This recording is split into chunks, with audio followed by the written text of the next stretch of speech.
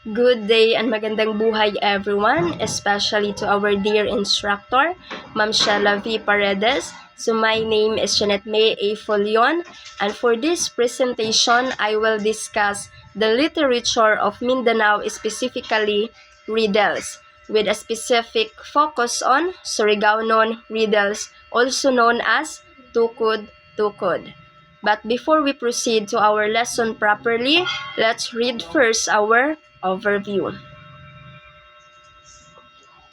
So this presentation will cover the main aspect of Surigao-non riddles. So first, I will explain riddles as a form of folk literature. Then, I will discuss Surigao-non riddles or tukod-tukod, their characteristics, common themes, and example. Lastly, I will explain the role as entertainment and mental exercise, the decline of the tradition, and the importance of preserving it. And now, let's proceed. So, what are riddles? So, unsa di ay riddles? So, riddles are a simple genre of folk literature.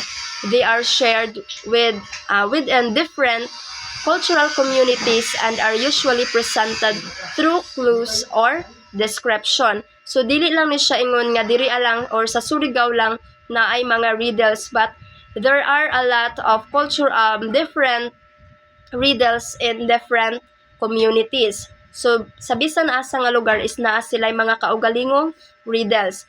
But our focus is all about the Surigao-non riddles. So kaning riddles is more on kumbaga mura ni siya og bugtong-bugtong. So the listener must think carefully and identify the correct answer. So aside from being a form of literature, riddles can also provide entertainment, especially during gatherings and social occasion. So now, let's dive into the riddles and Mindanao. So riddles are part of the oral literary tradition found in Mindanao. Different cultural communities have their own forms of literature and ways of expressing their experiences. For this presentation, we will focus specifically on Surigao-non riddles. So focus ra jud nato karon is about the Surigao-non riddles. So these riddles represent an important part of literary heritage of the Surigao-non people and reflect their language, culture, and everyday experiences. So now we have here the Surigao-non riddles. So unsa di ay ning Surigao-non riddles, or what about or unsay mga naaaning Surigao-non riddles? So Surigao-non riddles are known as tukod-tukod. Traditionally, they were used as a form of entertainment during social gatherings and even during funeral wakes. Usually, one person presents the riddle while the others listen and try to guess the answer. Through the oral tradition, these riddles were passed from one generation to another. This shows that tukod-tukod was not only entertainment but also a way of sharing and culture and language. So how was riddling done? So ginaunsa di ay ning riddling. So ginaunsa di ay nila ning riddles, or unsay way to present or to para magpakita og riddling. So how was riddling done? So the process of riddling can be summarized in 4 simple steps. So first steps is naay mag-ask, naay mag-listen, and then after listening is mag-think and then guess. So one person ask the riddle. So isa ka tao is mag-ask and the other listen carefully to the clues, think about their possible meanings, and then try to guess the answers. So although the process is simple, it also requires careful thinking and imagination.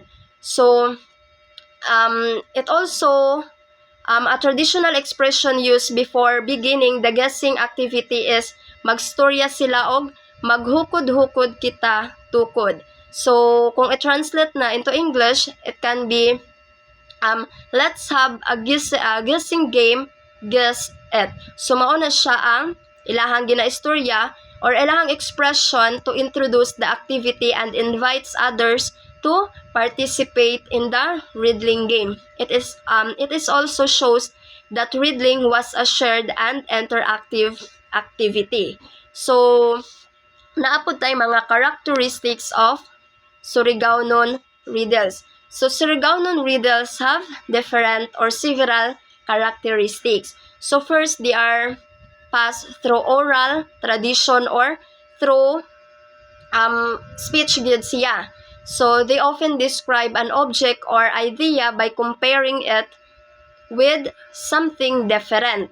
They also use clues that require interpretation instead of giving a direct answer.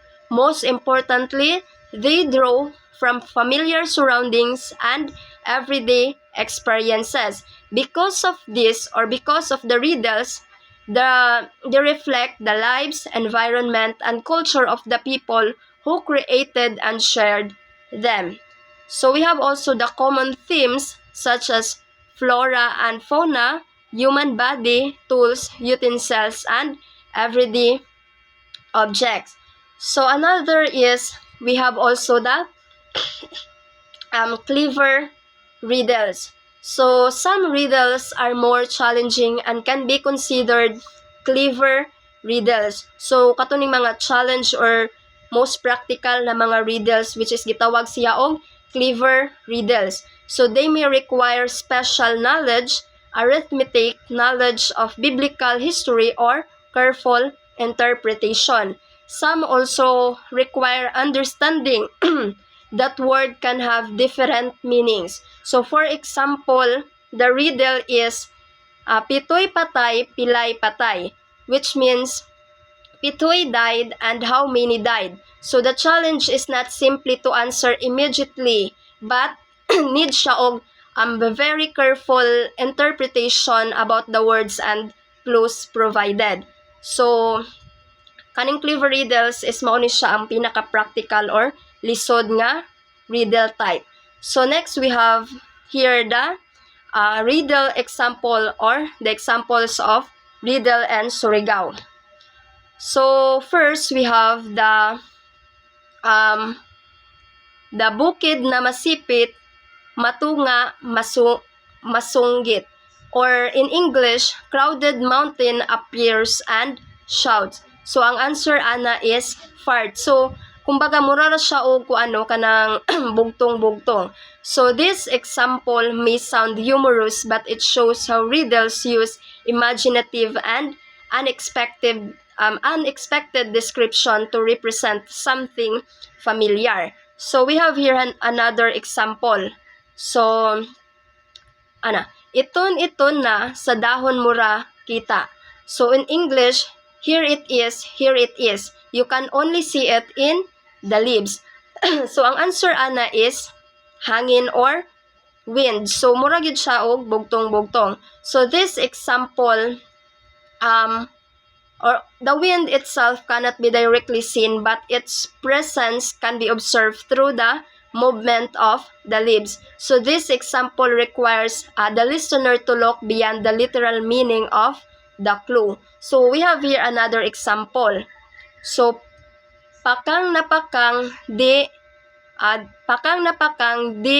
hibatian. So the answer here, or in English, even slammed together, it is inaudible. So ang answer ani is eyes or mata. So even when the eyes are closed or pressed together daw, there is no sound or wala daw sound nga madugog. So this example shows how a simple observation about the human body can be transformed into a short and creative riddle. So even pa man sa to ang mga lawas or even pa man sa mga parts of atong lawas is nagyapoy ma-form nga riddle, which is creative kayo siya. So we have another example. It is dahon espadaan, bunga binutilya. So the answer here is mais or corn.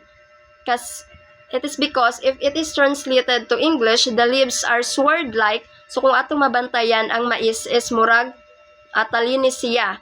Then the fruit is like a battle. And ang bunga pud sa mais is murag butilya. So ingon ana ang riddles. So another, we have here more example. So mao ni siya ang more example sa riddle.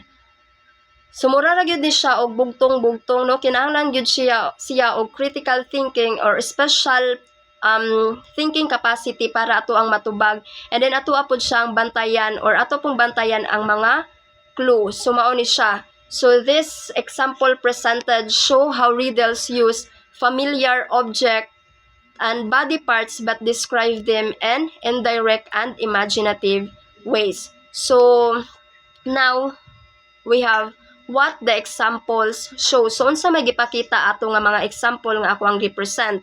So the example shows several important features of Surigao-non riddles. So they demonstrate creativity in language and the use of imaginative descriptions. They are connected to everyday life and often use comparison and wordplay. Most importantly, they require listeners to look beyond the literal meaning of the word. So dili lang ta ingon nga mag-focus sa kung unsa ang atong nadungog, but also we should go deeper or look beyond the literal meaning of the word nga gistorya. So through these riddles, we can also see the close connection between language and culture. So now we have the riddles as entertainment. So traditionally, riddles were practiced during social gatherings, parties, funeral wakes, and other community occasions. The activity involved listening, thinking, guessing, and sharing. Because riddling was interactive, it allowed people to participate and enjoy the activity together. Therefore, riddles serve as a simple but meaningful form of entertainment within the community, and it also include listening, thinking, guessing, and sharing. So beyond that, riddles are not only for entertainment. They can also be served as a form of mental exercises.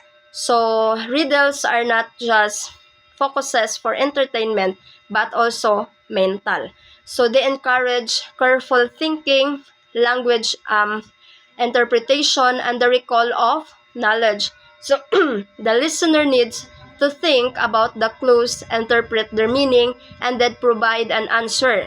So the process can be summarized as think, interpret, answer. So first, maghuna-huna sa ang mga listener. After that, mag-interpret or ilang i-interpret ang ilang nadungog, and then mag-answer. So riddling also encourages analysis and social interaction. So riddling encourages several important skills. So it encourages people to listen carefully, think creatively, interpret language, and analyze clues. It is also encourages interaction because riddles are often shared and answered with other people. Therefore, riddles can be both enjoyable and mentally engaging. So dili lang kay ingon nga ma-enjoy ta, but api lang ato ang mental is ma-exercise through riddles. So next we have the decline of Surigao-non riddles. So beyond the joyful it gives to all people in Surigao, the tradition of Surigao-non riddles has gradually declined. Some older people can no longer remember all the riddles they once knew, and only few people remain knowledgeable about many of them. Younger generation are also becoming less familiar with the tradition. In addition, parents no longer regularly teach riddles to their children. Because of this, some riddles may eventually be forgotten if the tradition is not preserved. So what are the ways so that they can preserve the tradition of riddling or the riddles? So to help preserve the tradition, local riddles should first be documented and recorded. They should also be shared and taught to younger generation. Through documentation and education, more people can learn about tukod-tukod and understand its importance. In this way, the tradition can continue and remain part of the cultural heritage of future generation. The goal is simple, document, teach, and preserve. So, in conclusion, to conclude, Surigao riddles known as tukod-tukod are important form of local folk literature. They provide both entertainment and mental exercises. They reflect the language, culture, experiences, and everyday life of Surigaonon people. Traditionally, they were passed from one generation to another through oral tradition. However, this tradition is gradually declining. Therefore, documentation and education are important in helping preserve this valuable cultural heritage for future generation.